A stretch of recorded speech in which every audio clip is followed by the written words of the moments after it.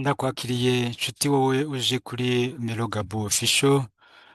Imana ishimwe kuko ni umugisha ugize, kandi nanjye ndakubera umugisha mbeshejwe n'ijambo ry'Imana. Ndifuza ko tubanza tugasenga Imana kugira ngo tuganire ku ngingo ikomeye ivuga ngo uko umuntu yakira ibikomere abifashijwemo n'ijambo ry'Imana. Mana Data wa twese uri mu ijuru, ndagushimye mu izina rya Yesu. Uratuzi, umenya ingano y'amaraso, umenya ingano y'amazi, umenya urusobe rw'imitsi, umenya buri byose biba mu muntu, umenya n'ibikomere, kandi ufite igisubizo binyuze mu ijambo ryawe. Icyubahiro kibi cyawe kubw'uno mwanya, kuko bigira icyo bikora.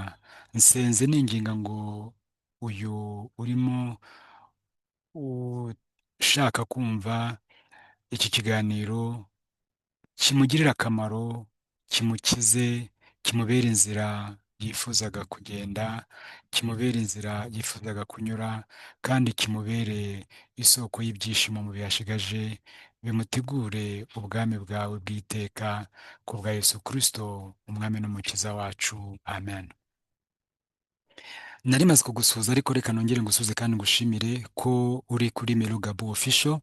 Birashoboka ko uhageze ari ubwa mbere utarakora subscribe. Nicyo kintu cya mbere mbanza kugusaba, kugira ngo dusangire umugisha, uguwe neza nanjye nguwe neza. Impamvu ni uko mu by'ukuri nifuza kugera ku bantu barenze 1000 nibura mu mpera z'uku kwezi. Rero niba utarakora subscribe, waba ubaye umwe mu bafatanyabikorwa bo gukwiza amahoro. Nkibutse ko Melogabo Official ni amagambo abiri ariko ahinnye. Irya mbere rivuga Melogabo, bivuze Messenger of Love Gaspard Bucyabungura ubwenge, cyangwa se umubibyi w'amahoro Gaspard Bucyabungura ubwenge. Nuko nisanze kandi ndabikunze, ariko nkeneye inkunga yawe. Nari maze kubikubwira kandi nk'uko ubibona inyuma yanjye muri izo nyuguti, ndashaka ko tuganira uko umuntu yakira ibikomere abifashijwe n'ibyanditswe byera, abifashijwe n'ijambo ry'Imana. Nagira ngo maze nkubwire ko nta muntu n'umwe ubaho adafite ikintu cyamubabaje mu buzima, cyamukomerekeje. Nta muntu rero muri make n'umwe udakwiriye kumva iki kiganiro. Ni nayo mpamvu ngusabye ngo ugisharingire inshuti zawe utarobanuye, ab'umuryango wawe, abo ukunda, kuko nta muntu n'umwe muri bariya bose ubona udafite icyamukomerekeje mu buzima. Mu by'ukuri hari abantu bagenda baseka, hari abandi bagenda basa n'ababaye utabona amenyo yabo, ariko uko umuntu yaba agenda kose, nta muntu n'umwe udafite icyamukomerekeje mu buzima. Narindi noneho rero muri kino gihe turimo, muri iyi myaka turimo, ibikomere ni byinshi cyane cyane, ariko hari umugisha w'uko ngiye kukubwira uburyo ibikomere byakira, kandi ndakubwiza ukuri ko bikira rwose.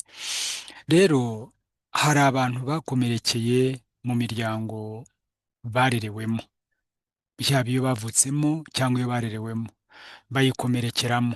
Hari abakomerekeye mu rukundo bakundanye n'abo bahuriye ahantu hatandukanye, bakaba babana n'ibikomere, bakomerekejwe n'abantu bari biringiyemo urukundo. Hari abakomerekeye mu buzima bwabo bwite, mu buzima bwo ku kazi, mu buzima bwo ku ishuri, mu buzima butandukanye bw'ahantu bagiye baba ibihe bito cyangwa se ibihe birebire. Mu by'ukuri ahantu abantu banyuze hagiye hagira ingaruka mu kuremerera imitima yabo. Nongere nkwibutse ko iyo bavuze ibikomere by'umutima, ntabwo umutima ukomereka nk'ukuguru, ntabwo umutima ukomereka nk'ukuboko, umutima ukomereka nk'umutima, kandi umutima ukomeretswa n'ibintu wikoreye. Niyo mpamvu navuze ngo si nk'ukuguru, si nk'ukuboko. Reka turebe tuvuge urugero, hari igihe uganira n'umuntu akubwira ati yarambabaje ku buryo umutima wendaga gusandara. Ni ukuvuga ibintu umuntu yagiye anyuramo akabishyira, donc umutima ukabyakira bikawujya hejuru, bikagenda biwutsikamira kugeza igihe yumva bisa n'ibishaka kuwusandaza, akabibikamo imbere. Ni ukuvuga umutima nukomereka nyine nk'ukuguru, bishobora kuba impfunira y'imbere. Kandi mu by'ukuri kera dukina umupira cyangwa se impamvu yindi yaba nk'impanuka, buriya igikomere gisheshe amaraso hanze ntigikira kimwe n'igikomere cyaviriyemo imbere, kuko ibyaviriyemo imbere biragenda bigatera izindi ngorane. Bishobora kugenda bigafunga imitsi, bishobora kugenda bikavuriramo, bishobora kugenda bigatera ingorane. Murabizi ko umuntu waviriye imbere ashobora kugira ingorane kurenza undi. Rero umutima wabitse ibintu ukabibikamo, ukabishyira umutima bigatsikamira umutima, ibyo bintu birawukomeretsa. Ibyaba ibikorwa, byaba ibyanyuze mu matwi, ni ukuvuga imvugo, byaba ibyanyuze mu ntekerezo bivuye ku bintu runaka bikikije umuntu, ibyo abona. Ni ukuvuga izi ngingo zituma tugira ibyo twumva zigenda zigira ingaruka ku mutima, zigenda zigira uburyo zigira ibyo zibika ku mutima, zigenda zigira uburyo zinjiza ibintu mu mutima. Uko rero biwubyimbiramo niko biwubabaza. Nta muntu rero n'umwe, niyo yaba atareba ariko afite amatwi yumva, niyo yaba adafite amatwi yumva afite intoki zikora cyangwa afite umubiri ukorwaho, nta muntu rero n'umwe utagira ibikomere. Ari nayo mpamvu navugaga ngo uyu mwanya ni umwanya w'ingenzi kuri twe, ni umwanya w'ingenzi ku gusangiza abantu bose iki kiganiro.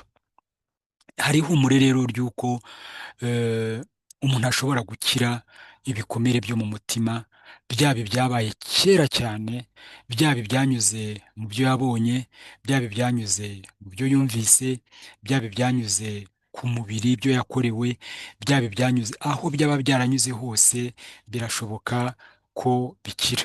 Nashyizwe rero ku mutima na Mwuka Wera na Roho Mutagatifu ngo nkuganirize ibi ngibi. Ibyanditswe byera ni byinshi, ariko reka mpere kuri iki ngiki. Zaburi y'Ijana na 47 umurongo wa 3. Umwanditsi w'iyi zaburi yari azi neza Imana, yari azi neza akamaro k'ijambo ry'Imana, yari azi neza imvugo y'Imana, yari azi neza icyo ibyanditswe byera bishobora gukora ku muntu. Niho yavuze ngo Imana ikiza abafite imitima imenetse kandi ipfuka inguma z'abantu bayo. Uku ni ukuri kw'ijambo ry'Imana. Imana ikiza abafite imitima imenetse kandi ikomora inguma. Abaganga n'abahanga mu byo kuganiriza abantu bashobora gukora ibikorwa byabo, bashobora gukora ndetse iby'indashyikirwa, bagafasha umuntu gusubirana ubuzima bwiza, ariko ijambo ry'Imana ryo ni akarusho. Ritubwiye ko Imana, umuganga mukuru Jehova Rafa, afite ubushobozi bwo gukiza abantu be ibikomere by'umutima kandi akabomora n'inguma. Ibi bivuze ko Imana ibona ibikomere byawe. Imana izi intangiriro zawe n'iherezo ryawe. Nta cyagukomerekeje itazi, nta cyagukomerekeje itabonye, nta cyagukomerekeje ititayeho. Ni nayo mpamvu uyu mwanya hari aya mahirwe yo kuba turimo tuganira iki kiganiro, kugira ngo Imana igire icyo ikora. Ndashaka kukiganira nitonze, ndashaka kukiganira nshishije make kugira ngo ucyumve neza, kandi ushobora kuza kugisubiramo kugira ngo bikugire umumaro. Imana kandi nagira ubwire ko irashaka kugukiza ibikomere byose byose byose by'umutima wawe. Ibyo wakomerekeye mu nda ya wakubyaye, ibyo wakomeretse mu gihe cyo kuvuka, ibyo wakomeretse, Imana irashaka kubigukiza. Rero gukira ibikomere ni inyungu zawe, hanyuma rero kubishaka ni ngombwa. Nagira ngo nkubwire ikintu cya mbere, ni ngombwa kumenya ko ufite ibikomere. sinshaka ko wiha amahoro ngo wumve ko bitakureba. Nagira ngo nkubwire ko ukwiye kubanza ukamenya ko ufite ibikomere. Umuntu ashobora kutamenya ko afite ibikomere ndetse akabaho nk'aho nta kintu rwose kimuhangayikishije, ariko imibanire yawe n'abandi ishobora kuba ikimenyetso cy'uko wigeze gukomereka, wenda nubwo waba utabishyiraho umutima. Uko ubwira abantu, uko uvugisha abantu, uko ufata ibyemezo, uko ureba abantu mu buryo baba bakugannyemo, birya bishobora kuba bifitanye isano n'ibikomere ufite, ariko ukaba utabizi. Ibyo utinya, tuvuge urugero, hari igihe ushobora kuba utinya ikintu cyabaye ukiri umwana, kigenda gikurira muri wowe ukaba utakizi. Hari ibintu byo mu bikoresho byo mu rugo ushobora kuba utinya bitewe n'uko hari ikintu cyabaye. Hari udusimba ushobora kuba utinya bitewe n'ikintu cyabaye kera, cyangwa se wumvise kera, ariko ukaba utari uzi ko ari igikomere. Nyamara birakwiye ko ubaho uri free, ubaho ubuhutse, udafite ikintu utinya ngo kiguhangayikishe. Nukibona uhinda umushyitsi, uri umuntu w'umugabo, uri umuntu w'umugore, uri umuntu w'umusore. Rero ni ngombwa ko ubanza ukamenya ko nta muntu utagira ibikomere. Si igisebo si we wiremye, si igisebo si we wireze, si igisebo si we wigishije, si igisebo si we wihannye. Ni ibintu byose byagiye bigira uruhare, ni abantu bose bagiye bagira uruhare mu mibereho yawe nanjye. Rero intambwe ya mbere yo gukira igikomere ni ukumenya ko ugifite. Ubitewe n'uko ubaho, ushobora kumenya ko ufite igikomere. Birashoboka ko wakenera kugira uwubaza utari ko se koko buriya nibyo mbiterwa n'igikomere, ariko banza wibaze ubwawe. Abantu benshi ntibakira ntibakira kuko bahakana ko badafite ibikomere. Ugasanga umuntu afite igikomere kuva mu bwana arenze asaza kuko atigeze acyemera. Ubwa mbere kucyemera, kukimenya, niyo ntambwe yo gukira. Bavuga ngo nta bibazo mfite, ndakomeye, narabyibagiwe. Nyamara ntabwo ari ukuri. Zaburi ya 51 umurongo wa 17 iravuga ngo ibitambo bishimwa n'Imana ni umutima umenetse, umutima umenetse kandi ushenjaguwe Imana ntiwusuzugura. Ni ukuvuga hano barashaka kuvuga ko umutima wawe ukwiye kubyemera, ntibigumemo. Umwanditsi ntekereza ko yavuga ngo umutima umenetse, ni ukuvuga ngo umutima ufite akenge binyuramo bikajya hanze ukabyereka. Turaza kureba ninde ushobora kubyereka kugira ngo ukire. Ariko Imana ikunda umuntu wemera uko ameze. Ntabwo Imana ari Imana ishobora gufata umuntu ku ngufu. Ntabwo Imana yagufata nka mama wawe uko yajyaga agufata akagupfuka amazuru akagusomesha umuti ku ngufu. Oya, ibyo nyine Imana iyo ntishaka kubigukorera, icyo ishaka kubigukorera ni ukunyura mu bigisha, ni ukunyura mu banditsi, ikakubwira ngo nyamara burya iyi mibereho yawe uyiterwa n'ibikomere. None ngwino ngira icyo ngufasha. Umushiha, uburakari bwa hato na hato, agahinda, kwigunga n'ibindi byinshi, burya n'ibimenyetso by'ibikomere. Ariko Imana yo irashaka ngo byemere ko biterwa n'ibikomere, hanyuma ugirane ikiganiro nayo. Rero nagira ngo ubwire ko umwana wakuze atarabwiwe ngo ndagukunda, ni urugero, ashobora kuba ibyo ubwabyo byaramuteye ibikomere byo kutumva, byo kutakira abantu mu gihe yumva ko ntawe umukunda kuko ntigeze abwirwa ayo magambo kuva ari umwana. Ndashaka kwereka utuntu duto duto ariko dushobora kuba dufite ingaruka z'ibikomere, kuko kutabwiga ibyo ngibyo akumva abandi bana babibwirwa, byinjiye mu mutima we, agahora yibaza ngo kuki jyewe batambwira ko bankunda? Ese kuki papa ajya atambwira ko ankunda? Ese kuki mama atigeze ambwira ko ankunda? Ese kuki uwandeze atageze ambwira ko ankunda? Icyo kintu kikabyimbira mu mutima we, ku buryo no mu zabukuru kugira ngo umugore cyangwa umugabo azamubwire ati ndagukunda, azumva ari ibintu bidafite aho bifashe, nyamara byari bikwiye kugira aho bifata. Rero icyo ngicyo nacyo ni urugero rumwe gusa. Ikindi, hari umuntu wigeze gutsindwa mu ishuri, ahora yumva atazagira icyo ageraho. ni ukuvuga niba umuntu wenda yaratsinzwe mu ishuri, noneho hakagira n'umubwira ngo wowe uri umuswa ntacyo uzimarira, ibyo bintu bibyimbira mu mutima, akumva ntacyo azimarira, agahora ategereje kugira icyo amarirwa n'abandi. Nyamara ibyo ntibikwiriye kugumaho, niyo mpamvu iki kiganiro gihari. Umugore wigeze guhemukirwa ntiyongera kwizera urukundo. Umugabo wigeze guhemukirwa ntiyongera kwizera urukundo, umukobwa cyangwa umusore. Niba umuntu yaratanze urukundo akemera, akavuga ati mbonye uwo dukundana, mu gahe gato akabona aramuhemukiye, agasanga ibyo yibwiraga si byo, uwo muntu arakomereka ku buryo bimugora kongera kwizera urukundo. Nyamara byari bikwiye yuko icyo kintu kivaho. Rero umuntu wigeze kunengwa cyane ahora atinya kugerageza ibintu. Ni ukuvuga ko umuntu niba yarigeze gukora ikintu, abantu bakamunnyega cyangwa umuntu yari yizeye ko amutera courage akamunenga, ahora afite ipfunwe, ntagerageza ibindi bintu. Nyamara ibindi biganiro mfite kuri Melo Gabo Official bivuga uburyo abantu bashobora kugera ku bukire, bifite n'aho bihuriye n'ibyo byo kugerageza. Rero abantu bashobora kutanagera kuri urwo rwego kubera gutinya kugerageza, ati ntazagira ibi ngibi nkongera kubwirwa gutya. Rero icyo umuntu yakora, icya mbere ni ukwiyemeza, ni ukwemera ko icyo kintu kikubamo, icyo kintu kikuranga, gikomoka ku bintu runaka kandi ari igikomere. Ukavuga uti rwose noneho umenye ko ibi byaba bitewe n'igikomere. Rero noneho ukibaza uti ni iki kimbabaza? Kuki hari igihe mbabara wenda umuntu atanavuze nabi? Ni kubera iki njya nigunga? Kubera iki njya ngira agahinda? Hanyuma ukamenya ko ari impamvu z'imibereho wenda wagizemo uruhare cyangwa utagizemo uruhare, ariko ukamenya ko hari ibindi bintu bishoboka uyu munsi. Icyo gihe rero bizagusunikira iki? Bizagusunikira kwegera Imana nk'inshuti yawe, kwegera Imana nk'umubyeyi ugukunda. Bibiliya ivuga kenshi, cyane cyane mu butumwa bwiza bwanditswe na Matayo, Yesu avuga ngo Imana Data, So uri mu ijuru.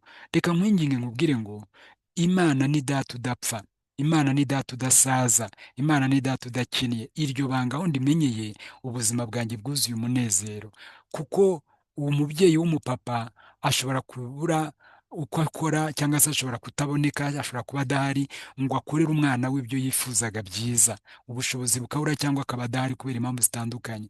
Ariko data ni wo muri present, aboneka buri gihe, abaho buri gihe, ashobora rero we gukora byose. Ni Imana yihagije.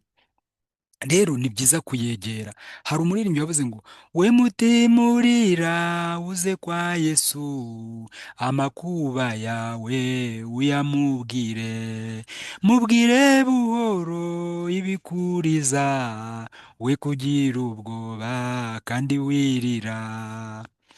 Nagira ngo ubwire ko impamvu yavuze ngo mubwire buhoro ibikuriza, ni uko ushobora kuba uri kumwe n'umuntu akagukomeretsa, aho rero ntiwajya guhita usakuza ngo Yesu ngwino unkize igikomere. Oya, wowe komeza urebane n'uwo mwari muri kumwe, hanyuma ubwire Yesu mu mutima uti Yesu arantonetse, arambabaje, arankomerekeje, nyamuneka banguka, kora intervention, ngwino untabare, ngwino ndengere.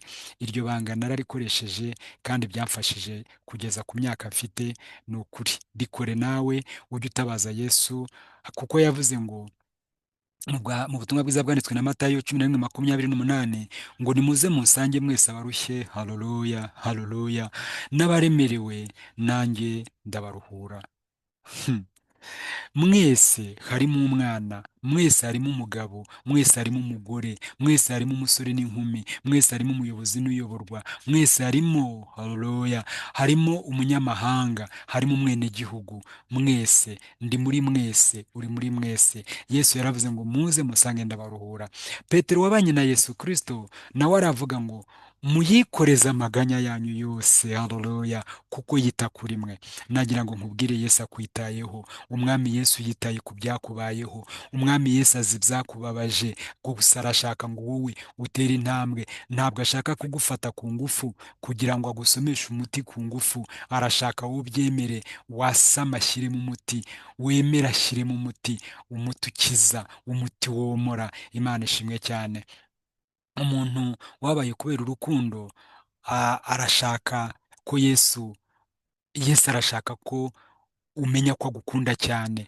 Mu bagukunze cyangwa mu bakunze bakaguhemukira, umenye ko n'iyo bataguhemukira uko ubitekereza, ntawe ari kwemera kubambwa ku bwawe. Iyo hagira impamvu ituma umuntu akiza amagara undi agakiza ye, yari kwiyirukira ugasigara. Ariko nayibwire ko Yesu we yasheshe amagara ye kugira ngo asama yawe, yemeye kubambwa igorogota kugira ngo ube free, yemeye gupfa kugira ngo ubeho, haleluya, yemeye gupfa kugira ngo ube muzima. Rero remenya ko Yesu ni inshuti nziza.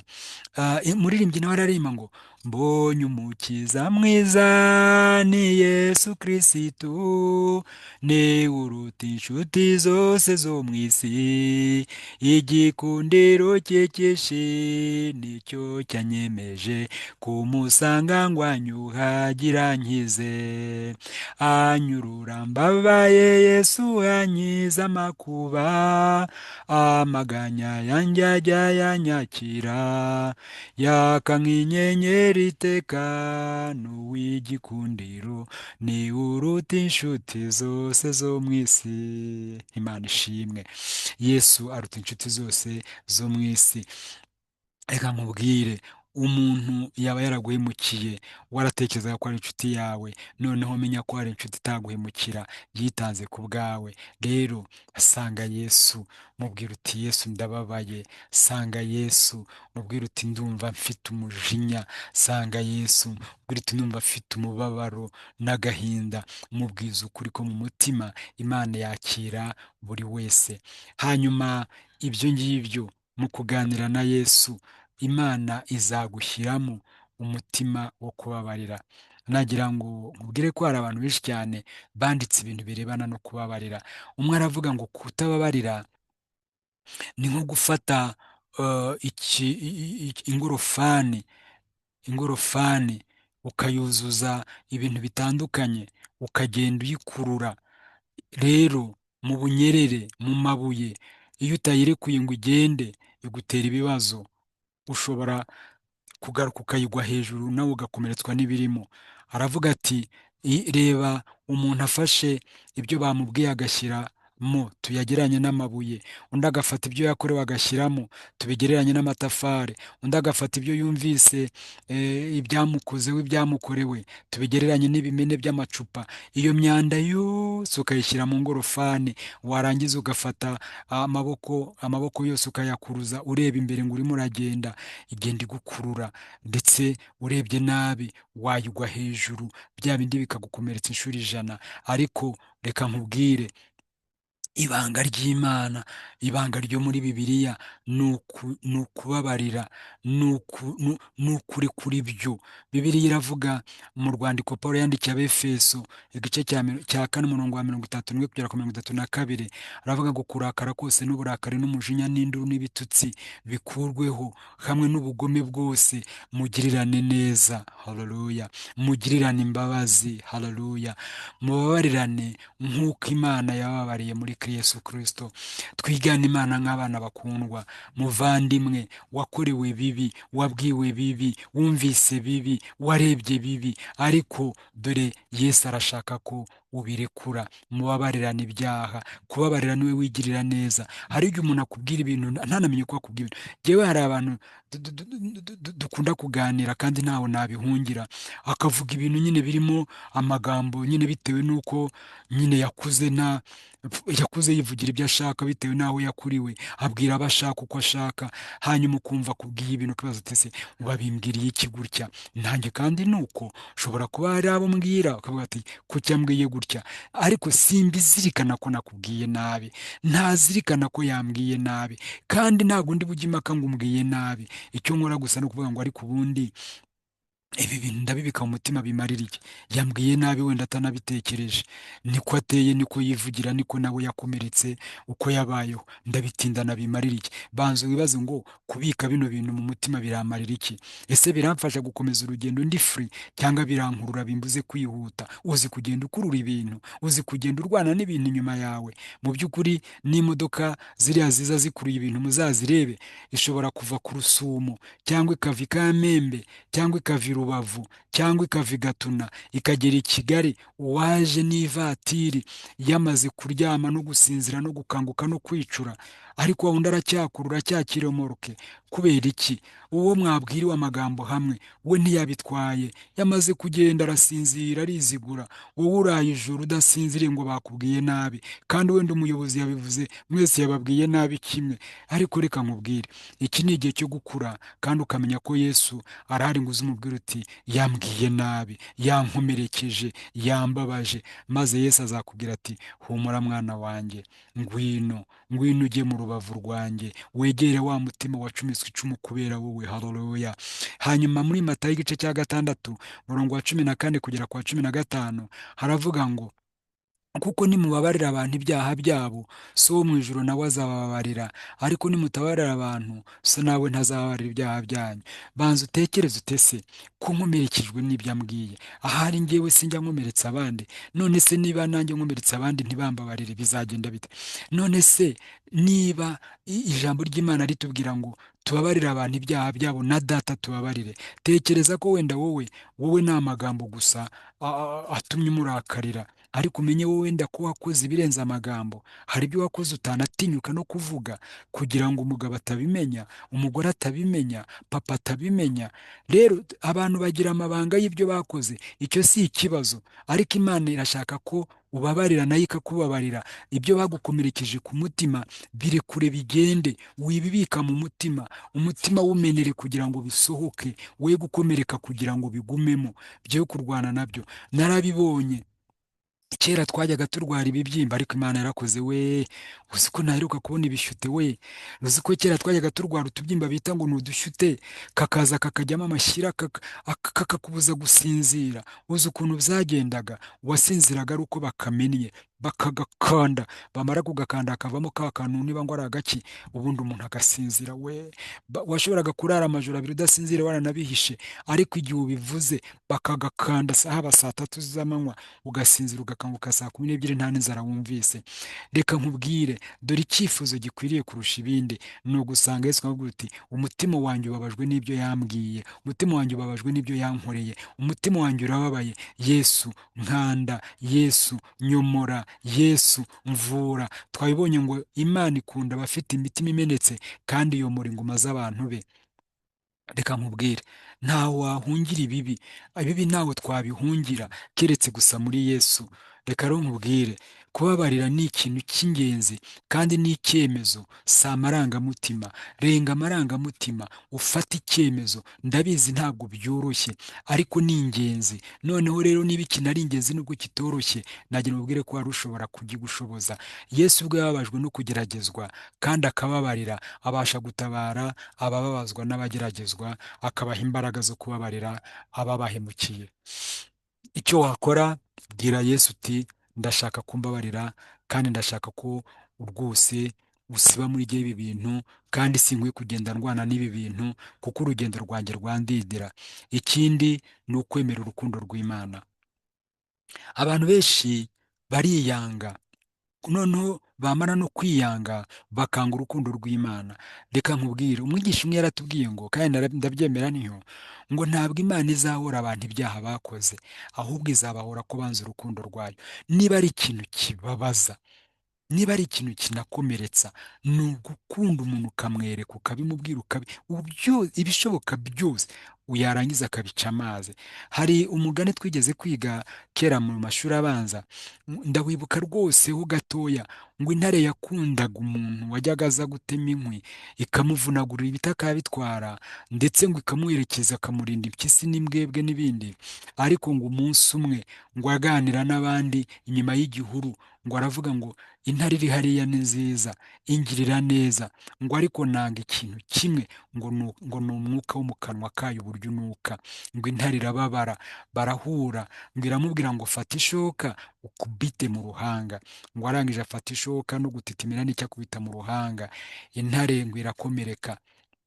Ni igitekerezo, ntabwo nzi ko intare ivuga nk'abantu, ariko ngo byaje kugera igihe bongera guhura, igikomere cyo mu gahanga cyarakize. Ngo iramubwira ngo igikomere wankomerekeje n'ishoka cyarakize, ariko icyo wankomerekeje n'amagambo cyo ntabwo kirakira. Ni ukuvuga ukwiye kumenya neza yuko burya amagambo akenshi tuvuga tuganira, amagambo tuvuga dutanga inama, amagambo tuvuga nk'uko tunigisha ashobora kugukomeretsa, ariko se urayagumana bigende bite? Reka nemere yuko wenda wakomeretse koko, nagira mubwire ko ikibi kivurwa n'ikindi.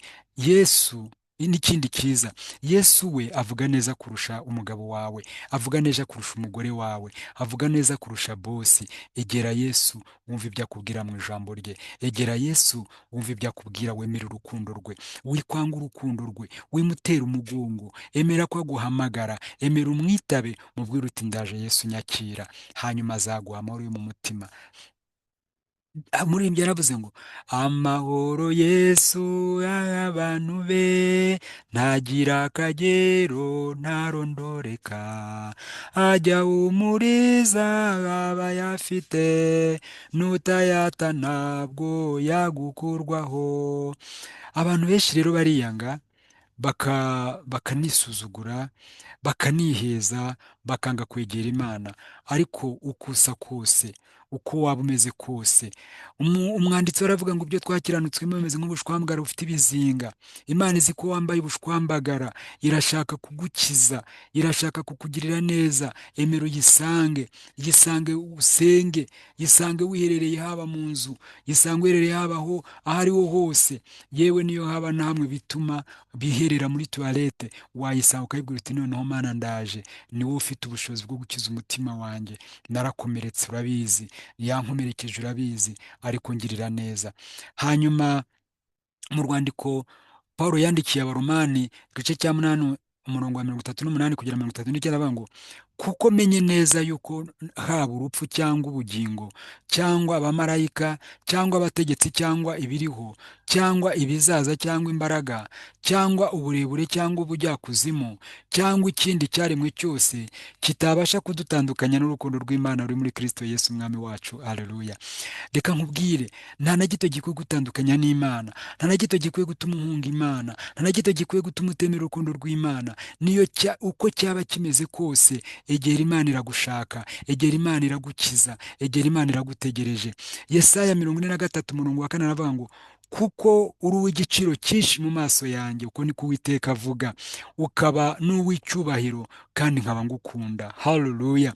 Abantu ntibakubaha, abantu ntibakuzi, ariko uri umwana w'Imana. Imana iragukunda, irakubaha, irashaka kugukiza, ntabwo ishaka kukubona mu gahinda ka buri gihe, irashaka kukubona unezerewe, irashaka kukubona useka, irashaka kukubona uryohewe n'ubuzima bw'urugo rwawe, irashaka kukubona uryohewe n'ubuzima bwa famiye yawe, irashaka kukubona uryohewe mu kazi ukora. Haleluya. N'Imana igukunda kandi ikakubaha, irabishaka. Nawe yemerere, yisange, uyibwire uti nanjye ndaje nyakira, ndaje Mwami Imana nyakira. Nuko ngo umwana w'ikirara aravuga ati kwa data bararya bagasigaza. Abemeye Yesu Kristo Mwami n'Umukiza bafite amahoro, abamwanze nta mahoro bafite, kuko nta mahoro yabanze Yesu, ariko Yesu arashaka kuguha amahoro. Ikindi, hindura imitekerereze. Mu Barumi igice cya 12 umurongo wa 2 aravuga ngo ntiwishushanye n'iki gihe, ahubwo uhinduke rwose mu mitekerereze yawe, ugire imitekerereze mishya, kugira ngo umenye neza ibyo Imana ishaka. Nta muntu kuvuga ngo nta muntu unyitaho, ni uko utarahindura imitekerereze.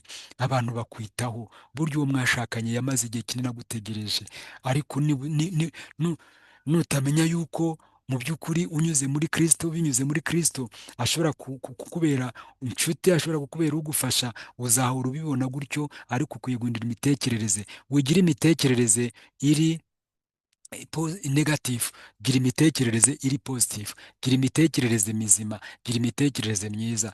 Ikindi, wivuga ngo nta cyiza uzageraho, oya, Yesu aragukunda, ashaka kugeza ku cyiza. Ikindi, uvuga ngo ubuzima bwanjye bwararangiye, bwarangiritse, iyo si imvugo nziza, ni imvugo itera ishema Satani, ni imvugo ibabaza Imana, kuko Imana yo iragutegereje ngo iguhobere, ikwambure ubushwambagara, ikwambike ikanzu nziza. Rero sanga Imana iri kumwe nawe hafi aho, we gusa hindukiza amaso uyemerere. Hari ibyiza biri imbere kubera uruhare rw'Imana mu buzima bwawe. Ikindi, menya uruhare rwawe. Abagalatiya igice cya kabiri umurongo wa kabiri aravuga ngo mwakirane imitwaro yanyu, bityo muzaba mwujuje amategeko ya Kristo. Imana ntishaka kuba nyamwigendaho. Imana ntishaka kuba nk'umupfakazi kandi ufite umugabo, ngo umugabo akubone wigunze hariya, umugore akubone wigunze hariya. Imana ishaka kubaho mu gihe mukiri kumwe. Imana ishaka ko mufatanya. Uruhare rwawe ni uruhe? Ni ukumenya ko uhari ngo ufashe umuntu kandi ahari ngo agufashe. Ni nacyo cyatumye Imana ishyira Eva Adamu, kwari ukugira ngo agire umunezero. Nyamara Satani ajya guheza aho ngaho akakwereka ko umugabo atagukunda. Niba mukiri kumwe nuko agukunda, kuki se ataraguta? Niba umugore mukiri kumwe, kuki se ataraguta? Niba rero, gira icyo ukora muri uno mwanya, umenye yuko hari uruhare rwawe rwo guha agaciro uw'Imana igushyize iruhande. Menya agaciro k'uw'Imana igushyize iruhande. Mu by'ukuri ubu ngubu abantu bari free. Umuntu ari free yo kuba yagenda, kuki se ataragenda? Umuntu ari free yo kuba yajya mu buzima bwe, kuki se atarajya? Ni uko ndabwira kandi buri muntu wese mu ruhande rwe, niba agihari ni uko Imana ishaka ko hari uruhare rwawe kuri we, nawe hari uruhare rwe kuri wowe. Ibi mbikubwire nawe mubwira rero. Muri kumwe kuko babiri baruta umwe. Hanyuma umenye ngo kubera iki Imana ishaka ko mba hano, ni ukugira ngo mfashe uw'Imana ishyize iruhande. Nanjye kandi ni ukugira ngo afashe. Umenye uruhare rwawe ku buzima bwe, nawe amenye uruhare rwe ku buzima bwawe.